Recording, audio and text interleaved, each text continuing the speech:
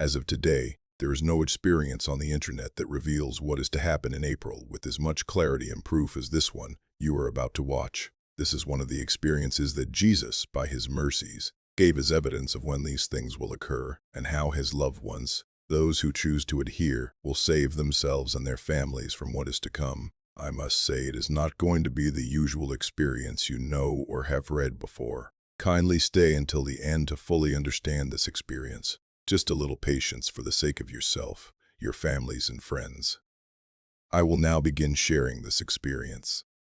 My name is Marcus Webb, and I am still not sure how to tell this experience. 3 weeks ago, I died for a few minutes on the side of a road in the city where I have lived for my whole life. When they brought me back, when the doctors shocked my heart back into beating, I saw things that nobody should see, and Jesus Christ himself showed me what is coming in April. The things he revealed to me make me shake even now when I close my eyes at night. I am 42 years old. I have been a firefighter for 16 years. I come from a family that does not talk much about religion, but I have always believed in God in my own way. My job taught me to be practical.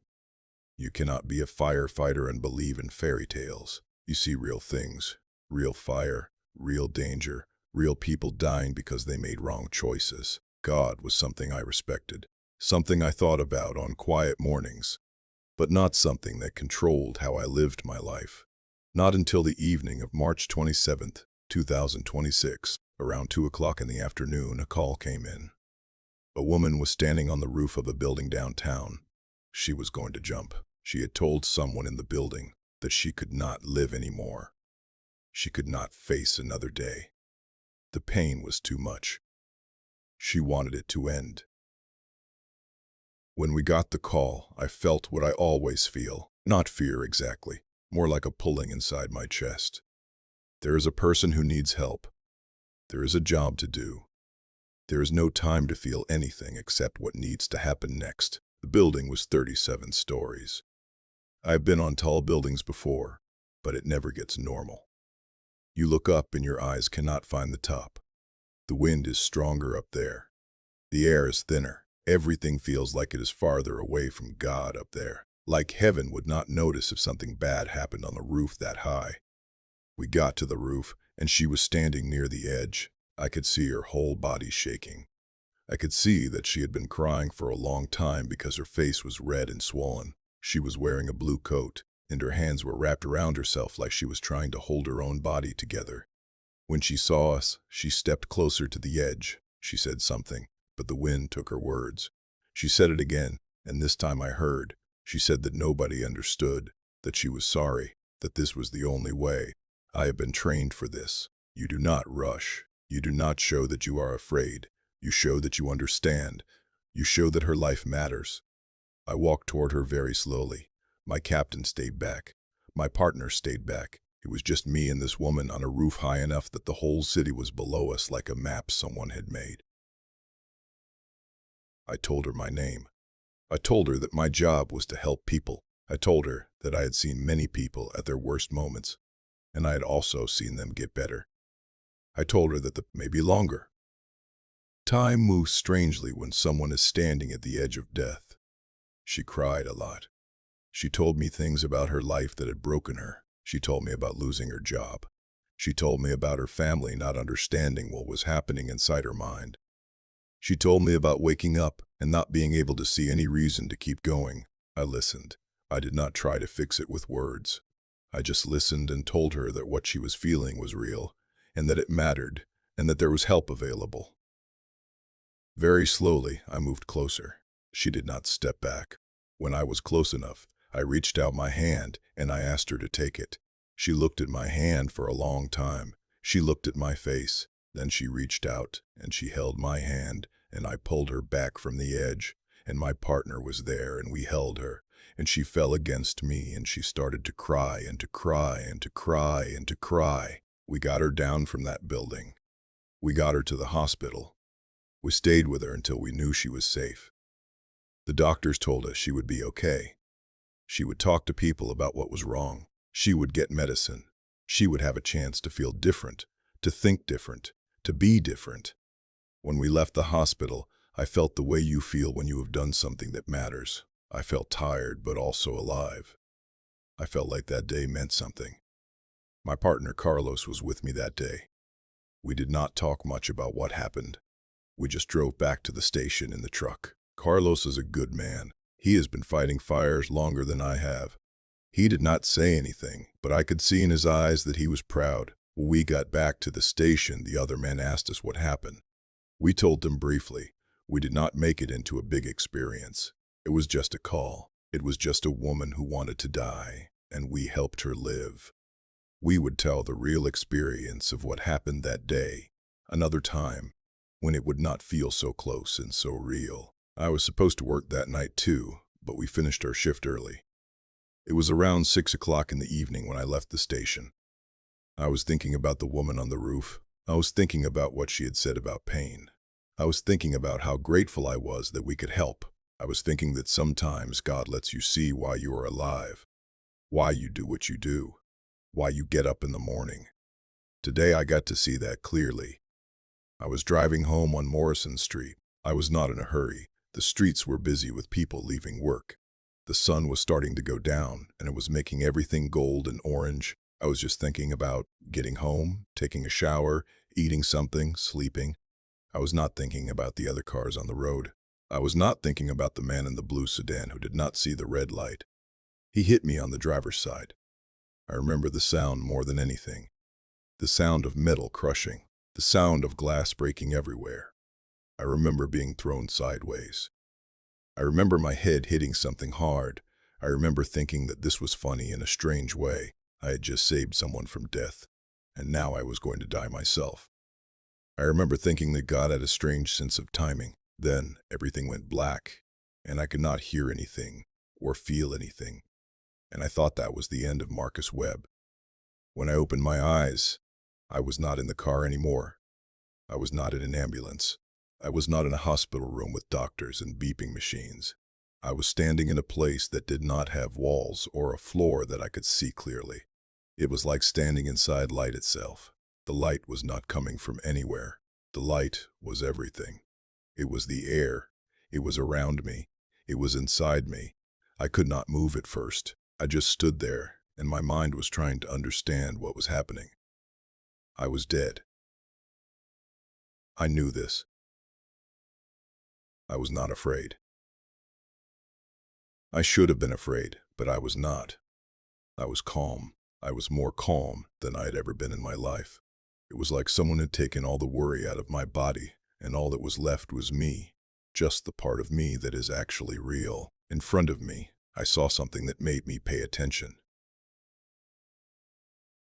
There were 4 doors. They were standing in a line, but they were not connected to anything. They were not in a wall. They were just standing there in the light. The first 3 doors were made of something that looked like gold or light that had been made solid. They were shining so bright that I could not look directly at them. The light was coming from inside the doors, pouring out from under the cracks and around the edges. When I tried to look at what was inside the first door, I could not see anything except light.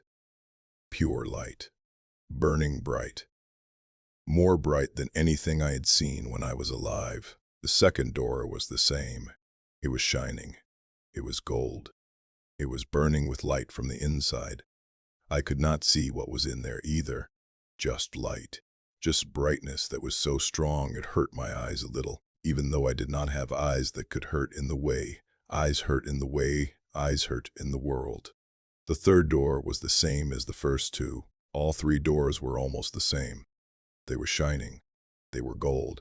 They were full of light. They were mysterious. I did not know what was behind them, but the light told me that something important was in there. Something good was in there. Something that mattered. But the 4th door was different. The 4th door was made of wood that was dark and not shining. It did not have light coming out from it. It looked like a regular door, like a door in a regular house. It looked normal. It looked plain. It looked like it was not special. It was not burning with light. It did not have that golden color. It was just sitting there, dark and quiet and different from the other 3. I was confused. I did not understand why the fourth door was different. I did not understand why it did not have the light.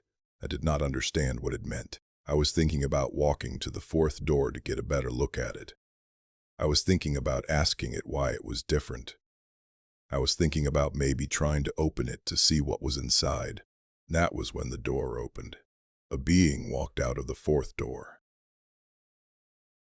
The being was walking slowly toward me. I did not see light around this being. I did not see wings. I did not see fire or power or anything that looked like what I thought an angel or God would look like. But I knew, without anyone telling me, without any words being said, I knew exactly who this was. Jesus Christ was walking toward me. I fell down. I did not know why I fell. My legs just stopped working, and I was on my knees. I had spent my whole life being practical and not believing in things I could not touch or see. But when I saw Jesus, I knew that everything I had thought I understood was only a small part of what was true. Jesus came and stood in front of me. He was wearing clothes that looked like clothes from a long time ago, but they also looked like they were made of something more real than regular clothes. His face was kind, but it was also strong. His eyes were looking at me, and it felt like he was seeing all the way inside me. He was seeing all my secrets. He was seeing all my times I did not help someone because I was tired. He was seeing all the times I thought only about myself. He was seeing all the good things I did too. He was seeing everything.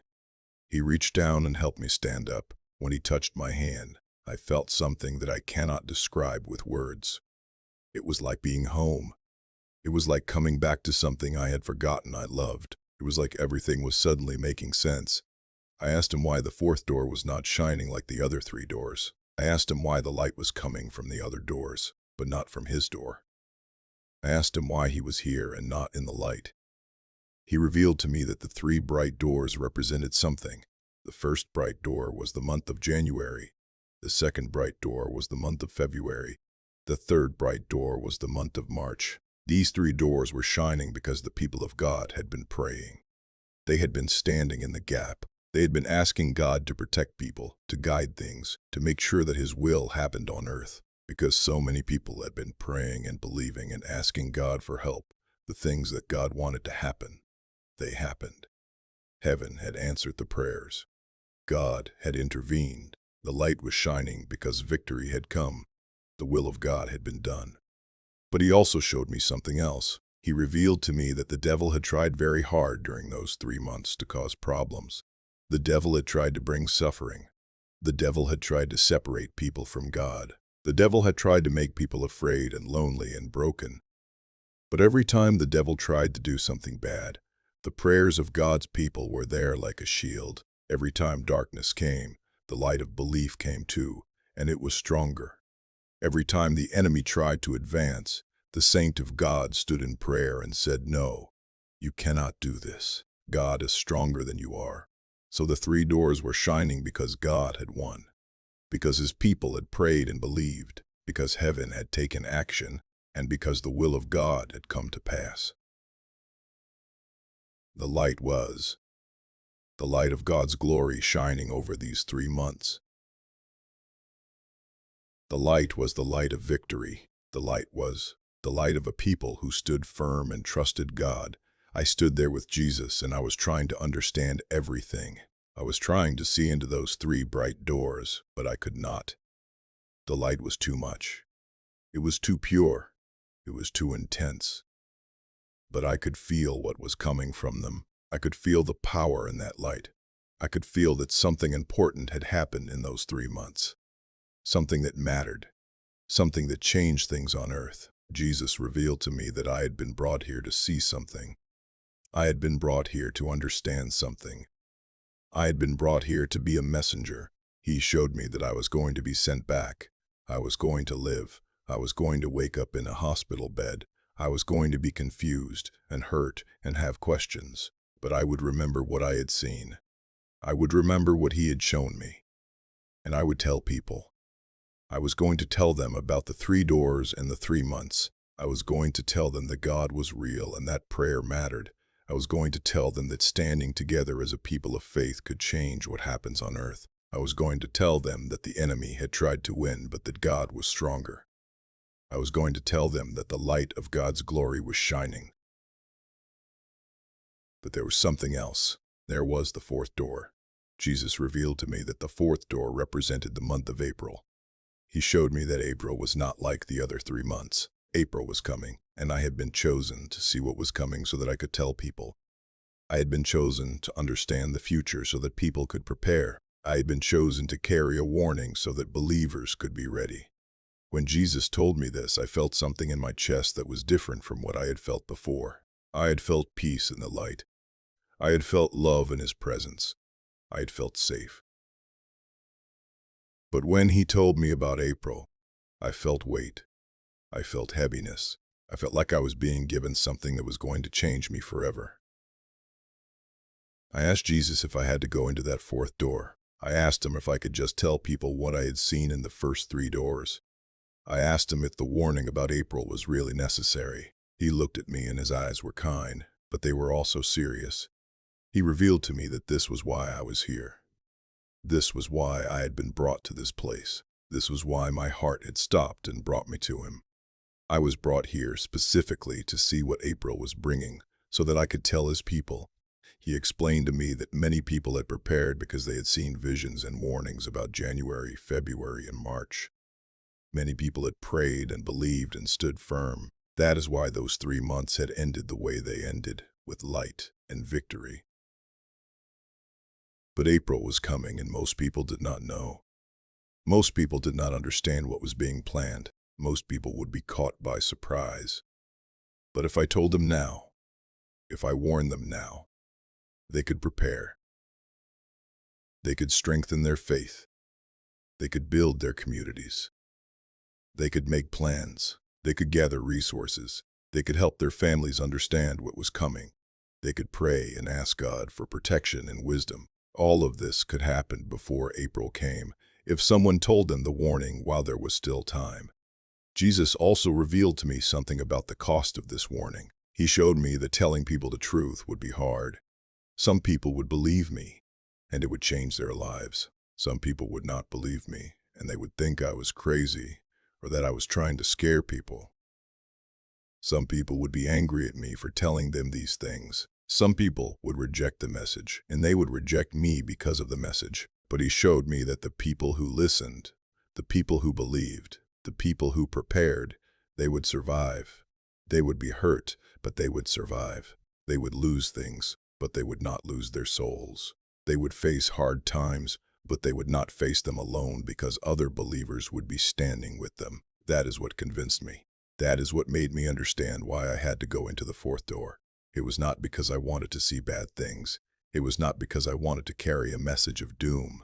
It was because there were people who would listen, who would prepare, who would survive because they had been warned. Jesus took my hand, and He walked with me toward the fourth door. The dark door, the door that was not shining, the door that looked normal and plain and not special.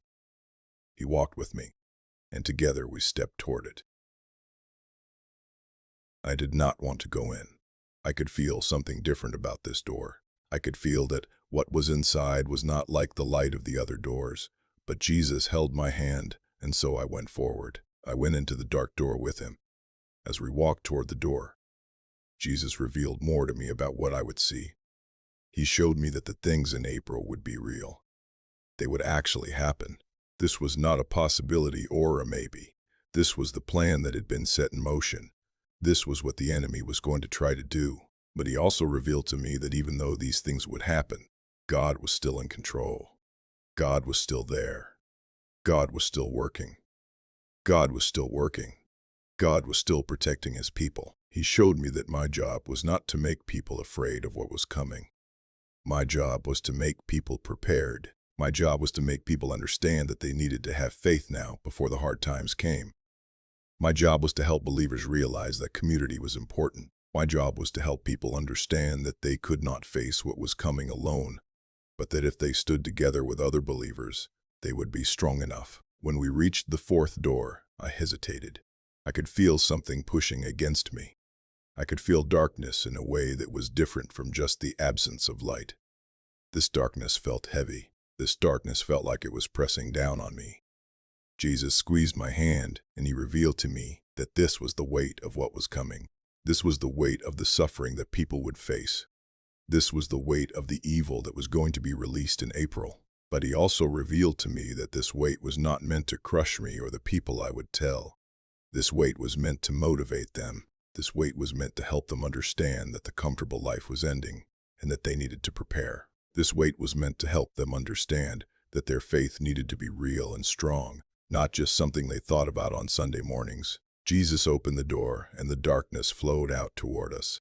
It did not hurt, but it was overwhelming. It was like stepping into a space where all the bad things that could happen to people were waiting. I wanted to turn back. I wanted to ask Jesus if we could go back to the light, but his hand was firm on mine and he pulled me forward gently, but with purpose. As we stepped through the threshold of the fourth door, I realized something. The darkness was not completely dark. There were small lights in it. They were like stars in the night sky. They were like little points of light in the middle of all the darkness. And I understood what those lights were. They were believers. They were the people of God who would stand firm in April, even when everything was dark around them. Their faith would be those lights. Their commitment to God would be those lights. Their love for each other would be those lights. Jesus revealed to me that this was the message I needed to carry. Yes, darkness was coming. Yes, suffering was coming. Yes, persecution was coming. But the light would not be completely gone.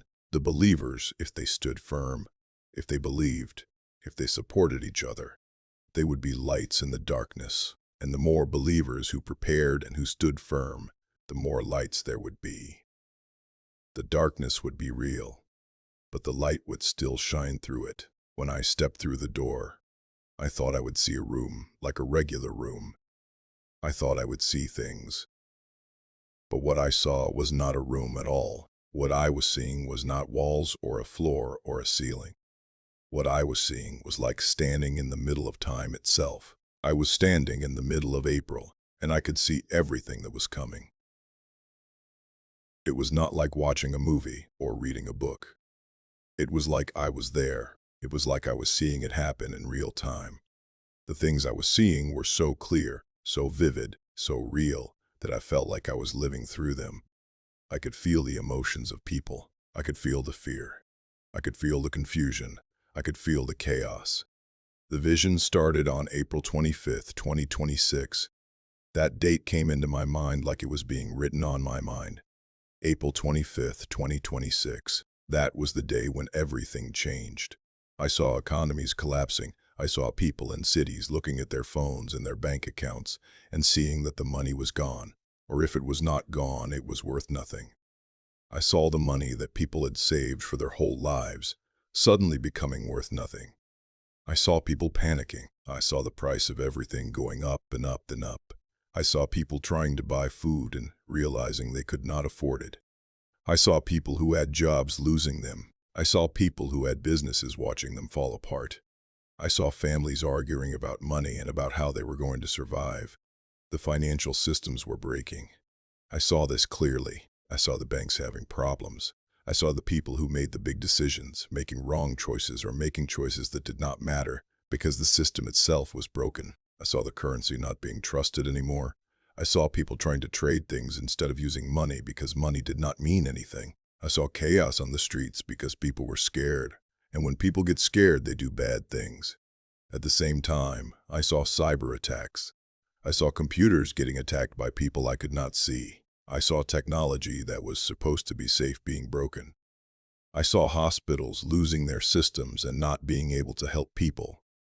I saw power grids going down. I saw cities going dark at night. I saw traffic lights not working. I saw water systems not working. I saw the things that people needed to live becoming hard to get because the computers that made things work were broken. I saw people who did not know how to do things without computers, suddenly not knowing what to do. The infrastructure that holds everything together was breaking. The things that we depend on every single day were not working. The systems that bring water, that bring power, that bring food, that let us communicate, they were all breaking. And when those things break, everything else breaks with them. I saw social chaos. I saw people on the streets who were desperate. I saw people looting stores because they needed food and they could not buy it. I saw people fighting each other. I saw the police trying to handle too much and being overwhelmed. I saw neighbors who had been friends now being enemies because they were scared and fighting for resources. I saw communities falling apart. I saw people isolating themselves. I saw fear in every face. I saw the darkness that comes when people think that society is ending.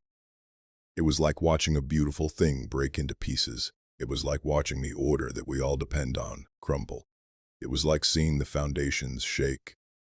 But then I saw something else. I saw the government respond. I saw leaders making decisions. I saw laws being made very quickly. I saw rules that took away freedom. And I saw that the rules were specifically targeting people of faith. The persecution started. I saw it clearly. I saw churches being closed. I saw churches being raided. I saw people being arrested for gathering together to pray. I saw people being told that they could not talk about Jesus. I saw people being told that they could not teach their children about God.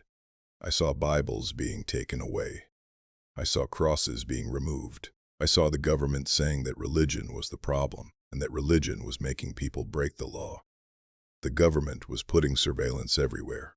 I saw cameras on every corner. I saw systems that tracked where people went and what they did. I saw technology that listened to what people said.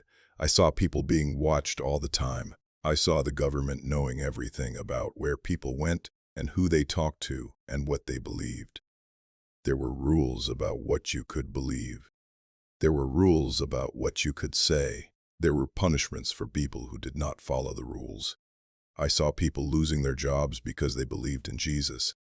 I saw people being fined money because they went to church. I saw people being arrested because they would not deny their faith. At the same time, I saw a new religion rising up. It looked good.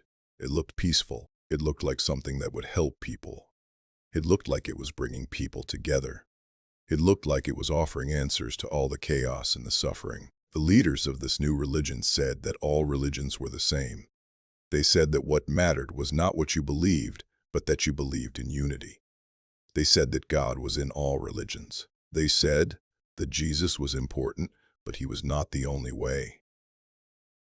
They said that you could believe in Jesus and also believe in other things, but the people who really knew God, they could see what was happening. They could see that this new religion was leading people away from the truth. They could see that, even though it looked good and peaceful, it was actually separating people from God. They could see that it was a deception. But many people could not see this. Many people thought that the new religion was the answer. Many people joined it because it seemed good. And then the persecution got much worse. I saw people being arrested. I saw people being put in prison because they would not join the new religion. I saw people being tortured because they would not give up their belief in Jesus Christ. I saw families being separated because some people believed in the new religion and some people believed in the true Jesus. I saw children being taken away from parents. I saw people being killed for refusing to deny God. It was severe. It was brutal. It was the kind of thing that I had read about in history books, but I never thought would happen in my country. I saw Christians suffering. I saw believers being persecuted. I saw people choosing to die rather than say that Jesus was not God. I saw people choosing to lose everything rather than lose their faith. The vision was so intense that I was shaking. I was seeing things that were horrible. I was seeing suffering that made me want to cry. I was seeing the future, and it was dark. When the vision started to fade, I understood why Jesus had shown me this. He was not showing me this to scare people.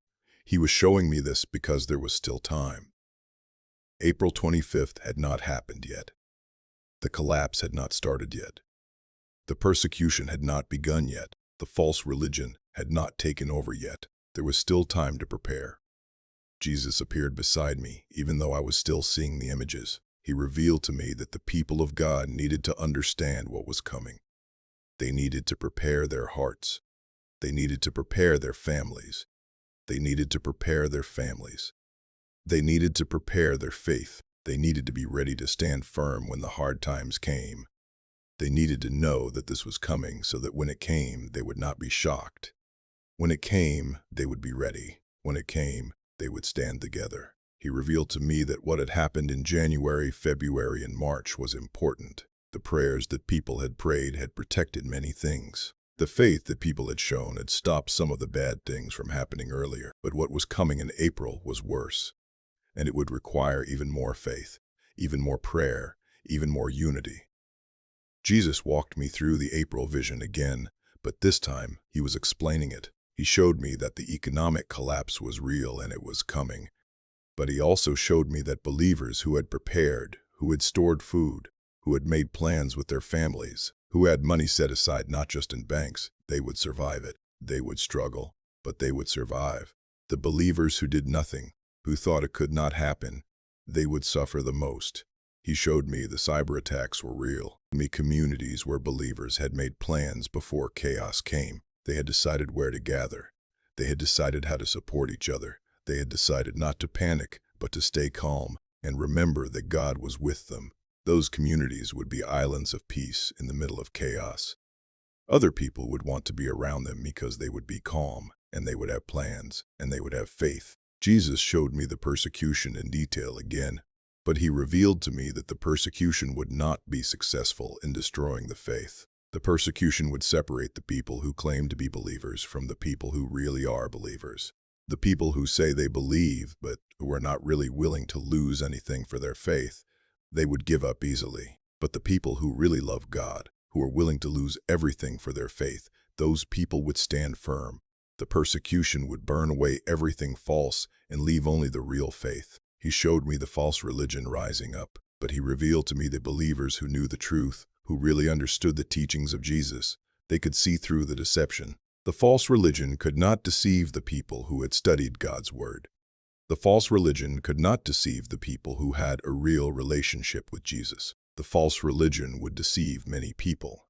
But the believers who were prepared spiritually, they would see through it and they would not be fooled. Jesus revealed to me that he was not surprised by any of this. He was not caught off guard. He had known about this plan for a long time. The enemy had been planning this for years, but God had also been preparing his people. God had been sending warnings.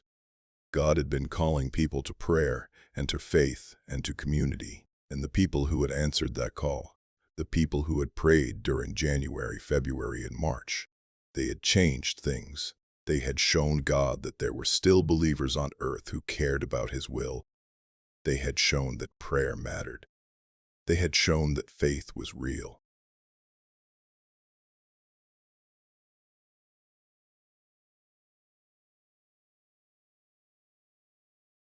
The light around me was fading. The images of April were fading. I was being pulled back toward something. I could feel it. I was being pulled back toward life. I was being pulled back toward my body. I was being pulled back toward the world. Jesus took both of my hands, and he looked me in the eyes. He revealed to me one final and most important thing. He showed me that the message I was bringing was not a message of fear. It was a message of love. It was love that made him warn people. It was love that made him show me these things. It was love that was going to make him call me to speak and to tell and to warn. He showed me that love is the most powerful thing in the universe. Love is stronger than fear. Love is stronger than economics. Love is stronger than technology. Love is stronger than governments. Love is stronger than persecution. Love is stronger than death. If his people love God, and if his people loved each other, then no matter what came in April or after April, that love would be what saved them. That love would be what sustained them. That love would be what allowed them to stand firm. He revealed to me that I needed to tell people the truth. I needed to tell people that God was real. I needed to tell people that what was coming was real. I needed to tell people that the only way to survive what was coming was to have faith in God. I needed to tell people that they needed to build community with other believers. I needed to tell people that they needed to prepare now while they could. But most importantly, I needed to tell people that God loved them. I needed to tell them that even in the darkest times that were coming, God would still be there. I needed to tell them that Jesus had not abandoned them. I needed to tell them that heaven was watching and that God was working, even when it looked like the enemy was winning. He revealed to me that isolated believers would not survive what was coming. Believers who did not know other believers, who did not have community, who were alone, they would not be able to stand firm. But believers who stood together, who prayed together, who supported each other, they would survive. They would be hurt, they would suffer, but they would survive. Their faith would survive. Their faith would survive. Their souls would survive. The world was coming back to me. I could feel it. I could feel the hospital bed under me. I could feel the tubes in my body. I could feel the pain in my chest. I could hear the beeping of machines. I could hear voices of doctors and nurses. The bright light was fading. The fourth door was closing. Jesus was stepping back. The vision was ending. The last thing I heard was Jesus revealing to me something very important. He showed me that this was not a punishment. This vision was not showing me the end of God's people. This was showing me what the enemy was going to try to do. But God's people would still be there. God would still be there. The true believers would still stand. The faith would still be strong. Even in the darkest times that were coming, God's light would still shine in the hearts of those who believed. I opened my eyes in the hospital bed. My chest was hurting where they had done CPR. My head was hurting from the crash. I had tubes in my arms and oxygen in my nose. A doctor was standing next to me checking machines. He saw that I was awake and he called for a nurse. They were excited that I was alive. They told me that I had been dead. They told me that my heart had stopped. They told me that they had shocked me back to life. They told me that it was a miracle that I was alive at all. But I already knew about the miracle. I had just come from standing in the light with Jesus Christ himself. The next days were hard. The pain was real. The confusion of being back in my body was real. The doctors had many questions, and I had many questions too. My family came to the hospital. They were so happy that I was alive. They did not understand what had happened to me. They could not see that something had changed inside me. They could not see that I had been given a mission. When I was strong enough to leave the hospital, I started telling people what I had seen. I told my family. I told my friends. I told my captain at the fire station. Some people believed me. Some people thought I was confused from the accident. Some people thought that I had dreamed it all because I had been unconscious. But I knew the difference between a dream and what I had seen. What I had seen was more real than anything that had ever happened to me. I started preparing for what was coming. I started telling other believers what I had been shown. I started warning people about April 25th. I started telling them that economic collapse was coming.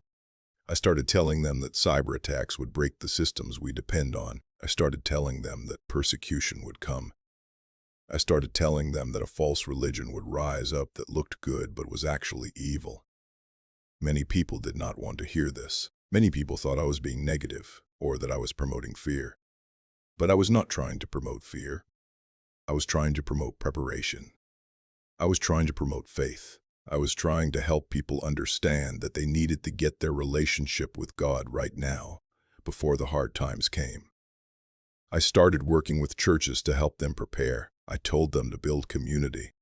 I told them to teach their people what was coming. I told them to make plans for how they would meet and pray if the government tried to stop them. I told them to identify the strong people in their community who could help the weak people. I told them to prepare their children for hard times. I told them to strengthen their faith now, so that when the hard times came, their faith would be strong enough to survive. Some churches listened.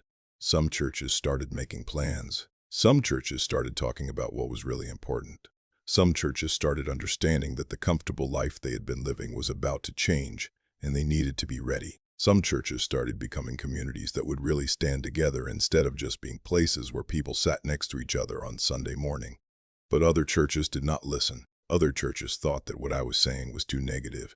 Other churches thought that God would not let bad things happen. Other churches did not want to think about persecution or loss of freedom or having to stand firm in their faith. Those churches continued on like nothing was coming. Those churches continued focusing on comfortable things and nice things and things that did not challenge people to really believe.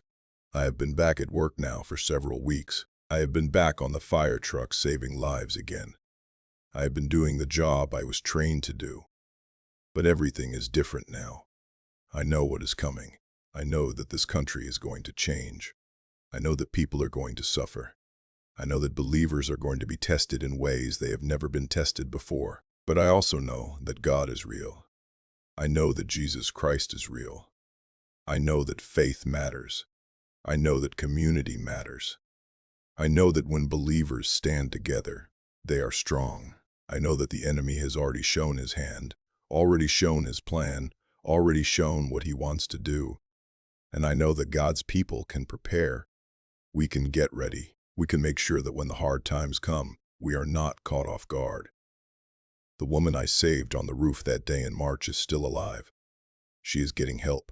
She is working on her healing. She told me when I visited her that my words about her life mattering, about her future being important, about God having a plan for her, those words helped her through the darkest moment. She is alive because someone cared enough to stand with her when she wanted to die.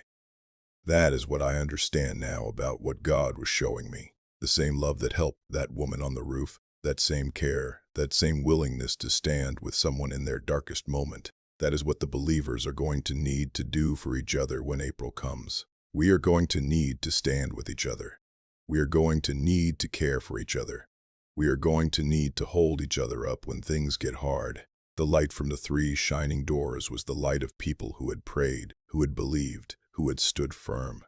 The darkness of the 4th door was real, but it was not final. The vision showed me suffering, but it also showed me that God's people would still be there. The faith would still be there. The love would still be there. I was brought back to tell this experience. I was brought back to warn people.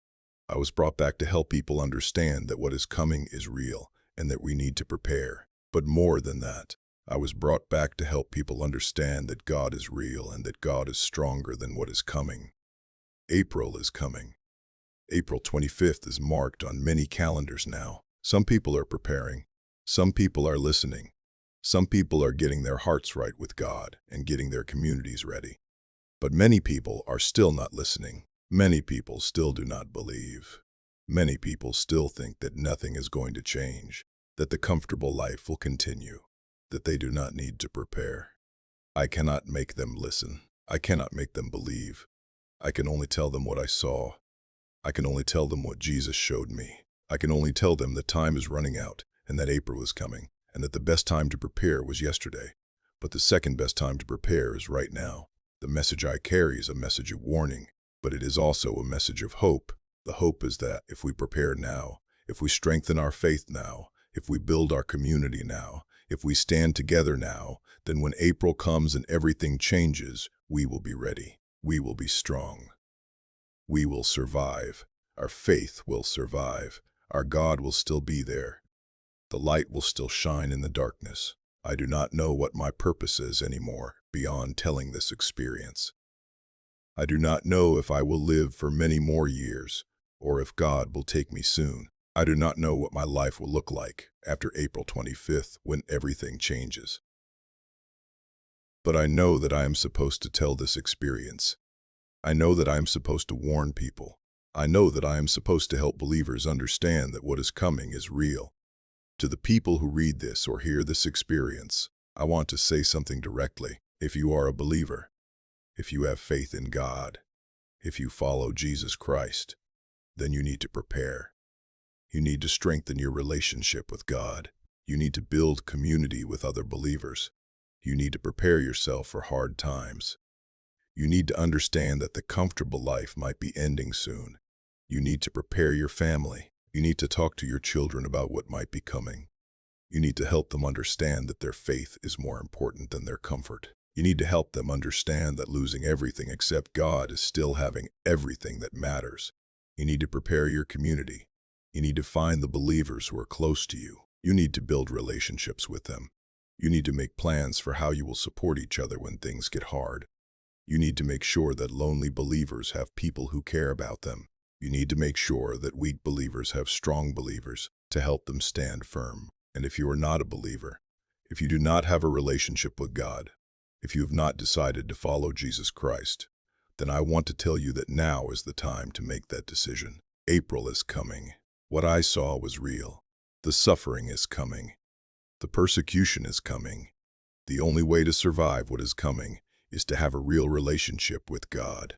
The only way to have a real relationship with God is to believe in Jesus Christ, to accept His forgiveness, to ask Him to come into your life, to surrender your life to Him.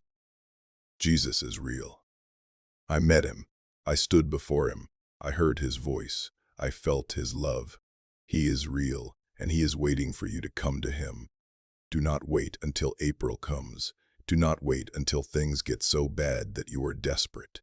Come to Him now while you can come freely. Come to Him now and build your faith on the foundation of His love.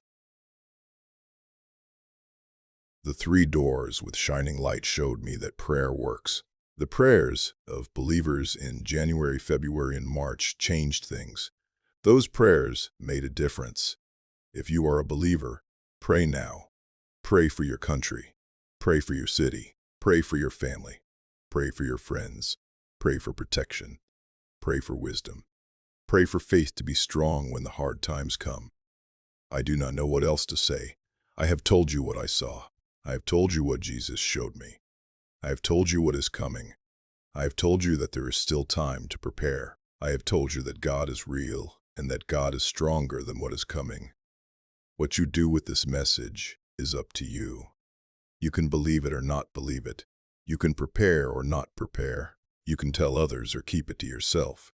You can strengthen your faith or ignore it. The choice is yours. But whatever you choose, know that April is coming. Know that what I saw was real. Know that the time to prepare is now. I am still a firefighter. I still save lives. That is my job. But I also understand now that my job is bigger than saving people from fire. My job is also to warn people about what is coming so that they can prepare. My job is to help believers understand that they need to stand together. My job is to help people understand that God is real and that faith matters. This is my message. This is what Jesus showed me. This is what I am called to share. Thank you for listening. Thank you for letting me tell this experience.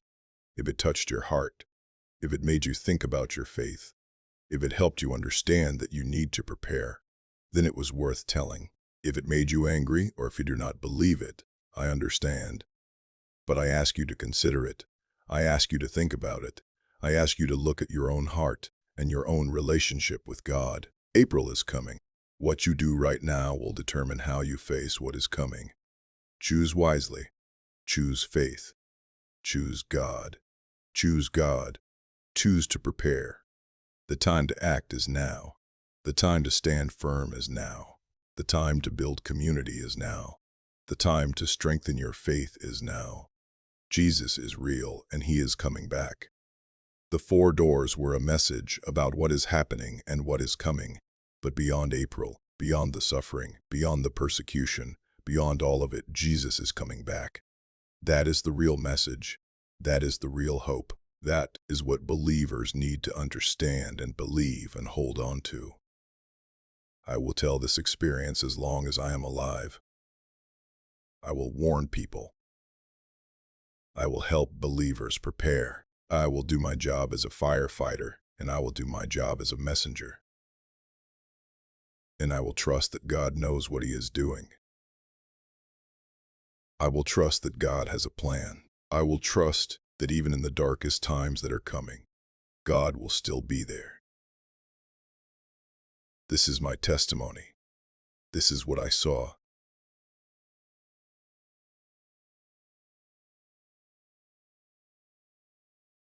This, what I know to be true.